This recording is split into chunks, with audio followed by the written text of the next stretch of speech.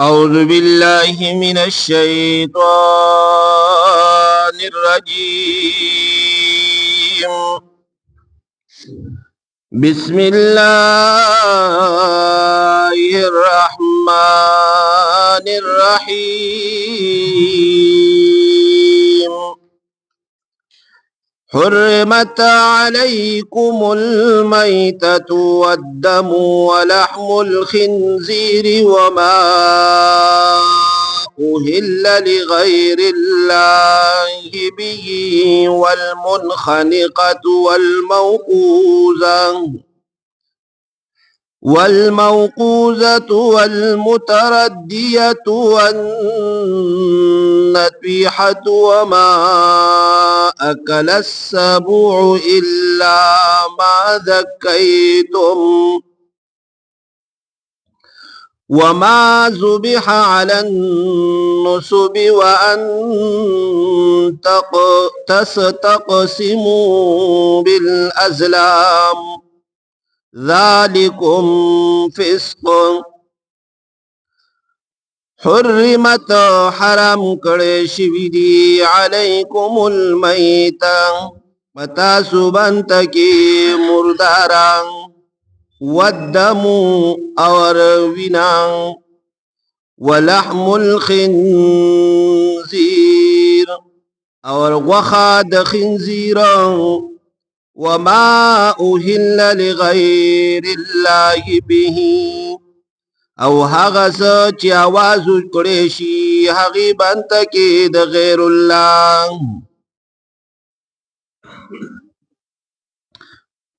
شاته آیاتونو کې الله رب العالمین مسلمانانو د پاره سوري حلال کړیو. أحلت لكم بهيمة الأنعام إلا ما يتلى عليكم مگر سورو کی هاغا چې کم منگ تاسو بانتا کی تلاوتو نو هاغی کم چې حرام دی پا سورو کی دا هاغی تذکرانن کئی.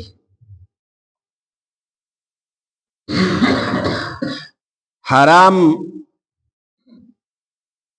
سوری خوڑل چې کم الله پاک حرام کلی هغه د انسان د صحت د پاره مضر دي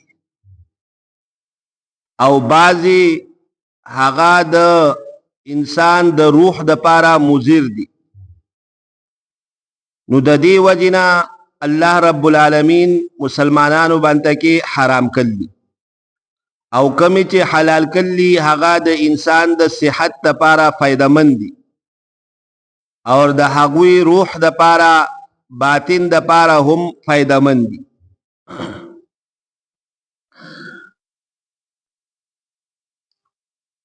حرمت علیکم المیتہ پتاسو باندې کې حرام کړی شوی دی مردار. هر سورې چې وی چې هغه مردار شي نو هغه چې دی هغه چا د پاره هم خوړل جایز نه دي. ها که هغې سرمنې نه فایده اخلي نو فایده تې اخیستی شي چې یو سوری مردار شو نو سرمن تې وغښکلی شي او د هغې نه ځان له څه فایده اخلي کټونه تې جوړوي نور شیشې تې جوړوي نو جوړولی شي. خو لیکن خوراک سکاک کی دا بالکل استعمالول نشي. رسول علیہ الصلوۃ والسلام فرمایي چې دوه مردارې داسې دي چې هغه ستاسو د پاره حلالي. دوه مردارې ستاسو د پاره حلالي دي. یو مردار مې دی چې مې چې هغه حلاليږي نه هغه نه دغه شانته کې سا وځي نو هغه د مسلمانانو د پاره حلال. اور یو ملخ ته هغه ملخان چې هغه فصلونه خرابای غټ غټ ملخانی فصلونه خوري نو دغه ملخان چې دي دغه حلالولو ته ضرورت نشته بلکې دغه حلال دي بغیر حلالولو. نو دا دوه مرداري چې دي دا انسان د پاره حلال دي او د دینه ما سوا مرداري چې کم سورې حلال نشي نو هغه مسلمانانو د پاره استعمالول جایز ندي. والدم وینا دم مسفوحه، دم مسفوحه هغه ویني ته ویل کیږي چې سوري علالولو وخت کې چې کومه وینه وځي نو هغې ته دم مسفوحه ویل کیږي. هغه وینه چې دا هغه حرامه، د هغه وینې نه ته فایده هم نشي اخیستی چې هغه وینه چې دا هغه ته بالټي کې ونسي او راوړي سپي ته یې کیري نو دا تا د ګناه کارو. دغه وینه چې دا دغې نه به فایده نه اخلي، دا به شیشي له ورکوي نه، دا حرامه ده. او دغه وینه چې دا نجس ده، که دغه وینه ستا کپړو پورې ولګېده نو ستا کپړې بیلمال. سوري د حلالو نه وروستو چې مری وله وینځي ښه پاک صفا کي، بیا د غوښې چې کومه وینه ده هغه پاکه ده. د غوښې چې کومه وینه ده هغه نجسه نه ده، هغه پاکه ده. نو هغه که کپړو پورې ولګي نو هغه کپړې پاکې دي، هغې کې مونځ کیږي، هغه وینه نجس نه ده. او که بغیر انځلو څوک دغه غوښه پخه کي خوري نو بیا هم جایز ده، بیا هم جایز ده. خو نظافت صفایي په دې کې ده چې غوښه وینځي او بیا یې پخه کي.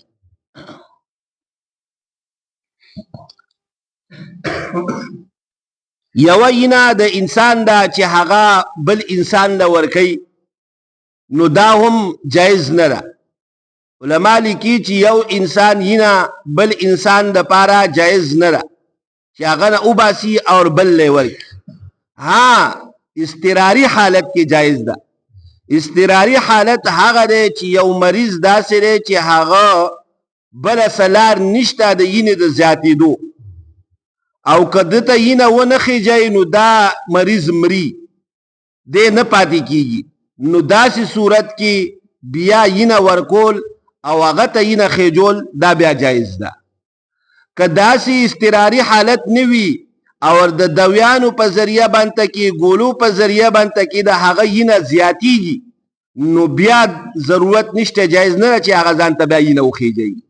بیا جایز نه ده چې هغه ځان ته وینه وخیجي، بلکې هغه د دوا په ذریعه باندې کې خپله وینه زیاته کړي، ګولو په ذریعه باندې کې، خوراک په ذریعه باندې کې خپله وینه زیات. خو لیکن د بل انسان وینه دي نه خیجي ځان.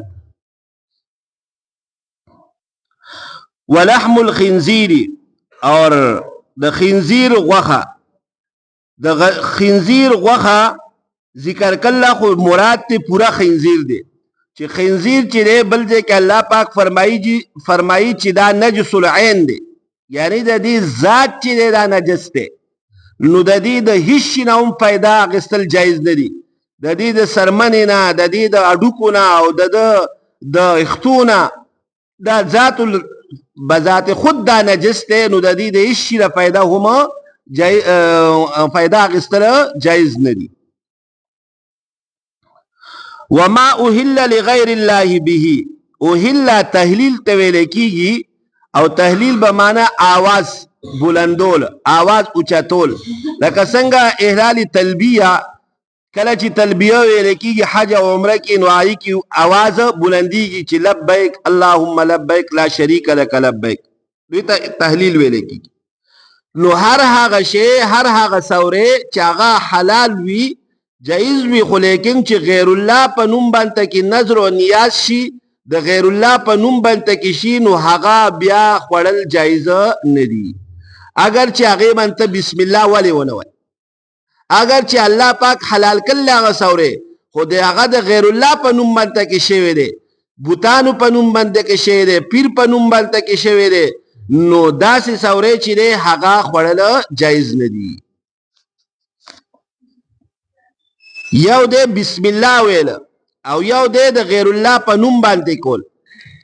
کو بسم الله د الله نوم یې واخیست هغه حلال کړل، بسم الله پې ووي، خو لیکن که نوم پې د غیر الله شي، اگر چې هغه بسم الله ووایي او سوری حلال سوری دی، خو لیکن بیا هم هغه حرام دی، بیا هم د هغه خوړل حرام دی.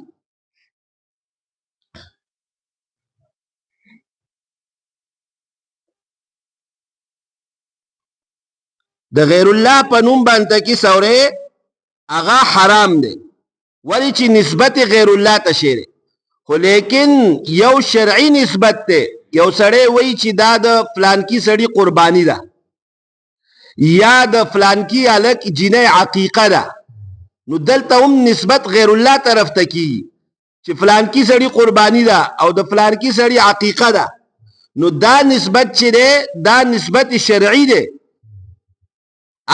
اصل کې هغه قربانی چې ده د هغه سړی ملکیت د وجه نه ده چې هغه ملکیت ته په هغه باندې کی او هغه سړی هغه خپل نیت د الله د قربانۍ لپاره کوي او دلته چې نیت د غیر الله په نوم باندې کی وی نو هغه کې نیت د هغه بزرګ د هغه د نیک سړی د هغه د تقرب د پاره وی چې دغه سړی به زمونږه سفارش کوي او دا سړی به په نوم باندې کې موږ نه ورکو نو موږ ته به نقصان ورسی او که موږ د په نوم باندې ورکو نو موږ ته به فایده ورسی نو الته نظریه خرابه وي عقیده خرابه وي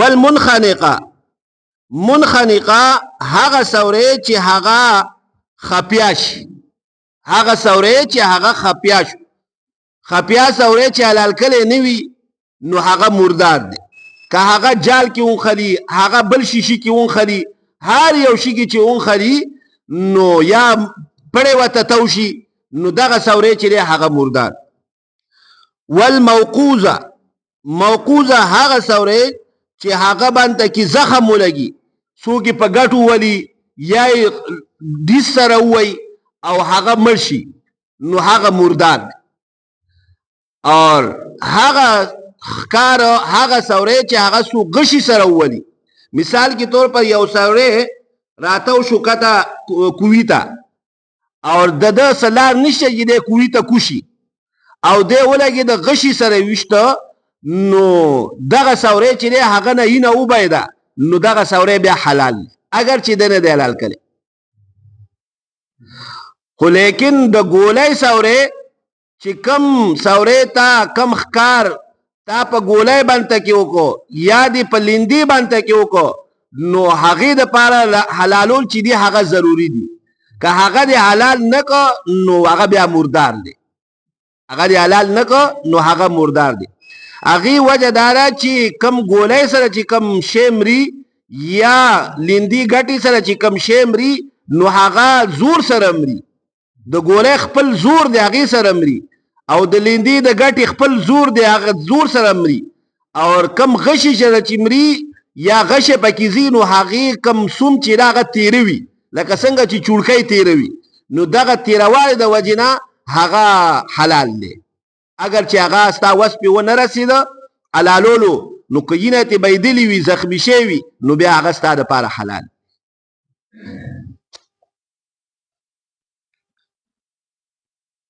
والمتردیه هغه سوره چې هغه د اوچت زیره راتوش د غر نور غاخته لار کته ولګید او تا حلال نکو نو هغه مردار دی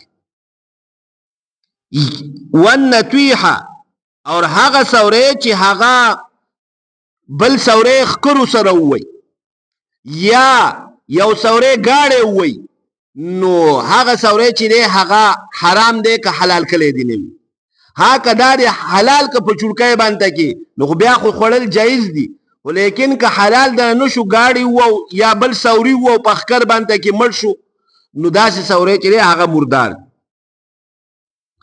وما اکل السبع الا ما زکیتم اور هغه سوره چې هغه درندی چې دی هغه ونسی سولی کی که هغه ژوندې وي نو هغه حلال کا نو ساره پاره جایز دی اگر چې هغه نه هغه درندی شیشي خوړلې ومي شرمخت خوړلې ومي ګیدل ته خوړلې ومي خو لیکن هغه ستاره پاره خوړل جایز دی او که حلال دی نه کو اور مردار شو دنه نو بیا هغه مردار کې شماريږي هغه ستاره پاره خوړل جایز نه دی وما ذبح على النصب اور هر هغه شی چې هغه ذبشي په نصب باندې کې یو نصب دی یو صنم دی نصب هر هغه بوت ته ویل کېږي یا هر هغه زیتا یا هغه ګټ ته چې هغه بغیر شکل وي. اور صنم هغه بت ته ویل کېږي چې هغې شکل وي، شکل یې جوړ کړی د انسانانو سره څه شکل یې ولا جوړ کړی، نو هغې ته صنم ویل کېږي. نو هر هغه شی چې هغه د بت خوا کې حلال شي یا د بت په شکل ګټه را هغې خوا کې حلال کی یا د پیر د خوا کې مزار خوا کې حلال کی، نو دغه سوری چې دی هغه حرام دی اگر چې الله نوم یې پې اخیستی دی. ولې چې د ده د دې حلالولو سړي مقصد هغه د دغه پیر او دغه بوتو هغه تقرب دی، د هغه راضي کول دي. نو مزارو باندې کې چې کمې روټۍ ورکوي، کمې حلواګانې ورکوي او کم خوراک ورکوي، نو هغه خوړل حرام دي. ولې چې هغه پیر دپاره ورکوي، هغه د الله رضا دپاره نه ورکوي. نو اگر چې هغه الله رضا دپاره ورکوي خو دغه وخت کې دی د پیر خوا کې ورکوي، نو دا خوړل ناجایز او حرام دي. او که دغه ځای کې کمې پیسې پرتي، بعضې خلک په قبرونو باندې کې خوا کې پیسې هم ایږدي، نو پیسې پرتي هر ځای کې چې پرتي وي دغه خوا کې وي، نو هغه اخیستل هم استعمالول هم حرام دي. ولې چې هغه د بت په نوم باندې کې تللي، د پیر په نوم باندې کې تللي. وان تستقسموا بالازلام، اور هغه چې کم تاسو تقسیم کوي بالازلام تیرونو په ذریعہ باندې کې. د عرب والو دا عادت و چې مکی کې بیت الله کې هغوی لس غشي خي او لس غشو کې هغوی په شپږ باندې لیکلي و امرني ربي یا نعم، چې رب زما ما ته حکم کړلی، او په دې دریو باندې لیکلي و چې لا یا نهاني ربي، او په دې یو باندې کې به خالی لیکل او دې باندې به شی نه لیکل.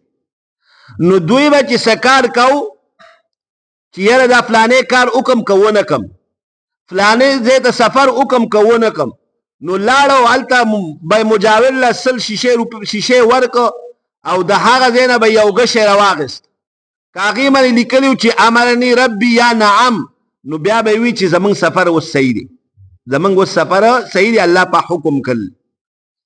او که هغې باندې به یې لا لیکلي و، نو ما مطلب به دا و چې اوس دا کار مه کوه، اوس سفر مه کوه، تا ته اجازت نشته، ستا سفر د خیر نه دی. او که خالی به راوخته هغه غشی، نو مقصد به دا و چې ته بیا دا فال وباسه، اوس دې وخت کې ستا باره کې هېڅ حکم هم نشته چې وکړه سفر یا دا کار وکړي که ونه کړي، نو دغه فال به یې اخېسته، دغه شګون به یې اخېسته.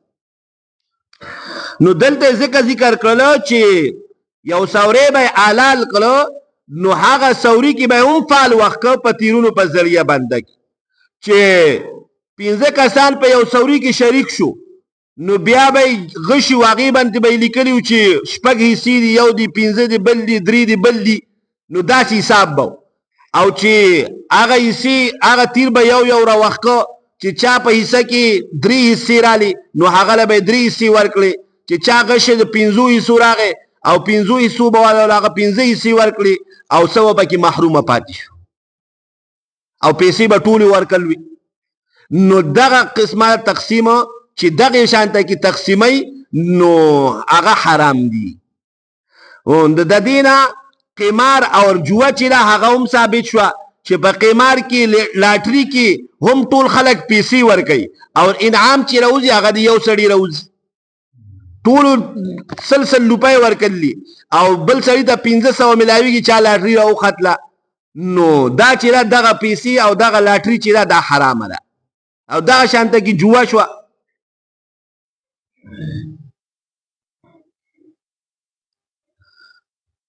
حرمت علیکم المیتۃ، حرام کړی شوي دي پتاسو باندې کې مردار، والدم اور وینا، ولحم الخنزیر اور غوښه د خنزیر.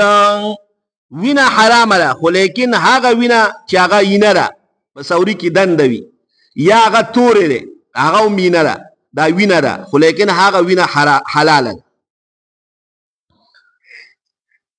وما أهل لغیر الله به، او هغه څه چې هغې بنده کې آواز وشي د غیر الله، د غیر الله نظر و نیاز شي.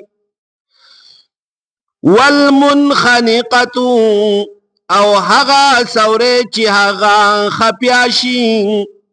والموقوذة، او هغه سورې چې هغه بنده کې زخم ولګي.